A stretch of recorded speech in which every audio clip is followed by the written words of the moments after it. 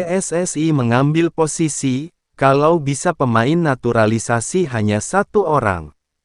Jika tidak, kapan pesepak bola Indonesia akan bermain, ujar Erik. Dengan regulasi yang akan diterapkan pada kompetisi musim depan ini, terdapat sejumlah tim yang kena imbas. Salah satunya adalah Persib Bandung, yang saat ini memiliki total 3 pemain naturalisasi yaitu Mark Klok, Ezra Walian dan Victor Igbonevo.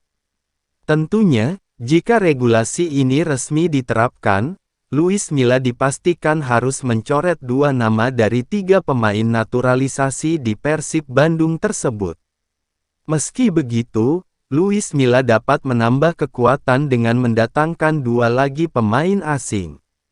Seperti regulasi di atas yakni 5+1, Luis Milla masih memiliki 2 slot pemain asing lagi untuk mengisi skuad Persib Bandung. Berikut ini adalah alternatif Luis Milla di Persib Bandung musim depan. 1.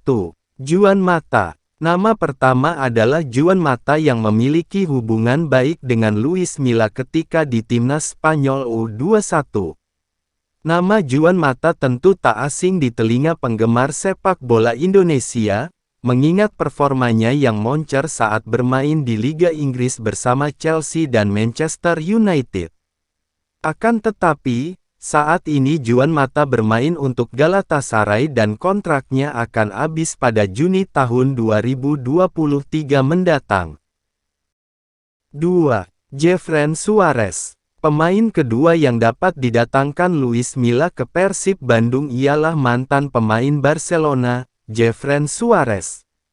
Jefren jadi kandidat paling memungkinkan untuk didatangkan Luis Milla dalam waktu dekat, mengingat dia hanya bermain di klub Divisi 2 Liga Thailand, Lampun Warriors. Jefren Suarez juga merupakan mantan anak asuh Luis Milla ketika menjadi pelatih timnas Spanyol U21.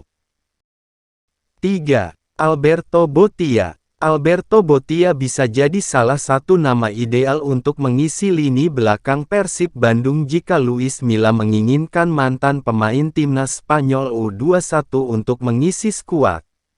Bek berusia 33 tahun ini kini bermain untuk klub Liga Arab Saudi, yaitu Al-Wehda SC.